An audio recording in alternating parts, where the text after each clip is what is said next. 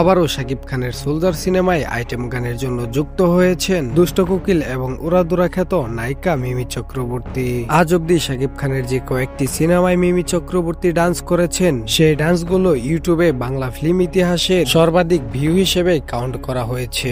তুফান সিনেমায় দুষ্ট কোকিল এবং বরবাদ সিনেমায় লাগে উড়াদুরা ডান্স দিয়ে দর্শকদের মন মাতিয়ে রেখেছেন মিমি চক্রবর্তী। দর্শকদের মিমি চক্রবর্তীর উপর টান দেখে প্রিন্স সিনেমার নির্মাতা আবু হায়াত মাহমুদ চাইছে যে শাকিব খানের প্রিন্স সিনেমাতেও রাখবে মিমি চক্রবর্তীকে। প্রিন্স টিম কোনোভাবেই এই সিনেমাটিকে লসের খাতায় রাখতে চায় না। যত টাকায় ব্যয় হোক না কেন, শাকিব খানের এই সিনেমাটিকে লাক্সারি হিসেবে উপস্থাপন করতে চাই এই সিনেমার নির্মাতা এবং প্রযোজক এবং নির্মাতার এমন সাহসী উদ্যোগকে বাহবা জানিয়েছে মেগাস্টার শাকিব খান নিজেও। শাকিব খান বলেন, পৃথিবীতে যতগুলো ইন্ডাস্ট্রি রয়েছে তারা অনেক আগেই এগিয়ে গিয়েছে।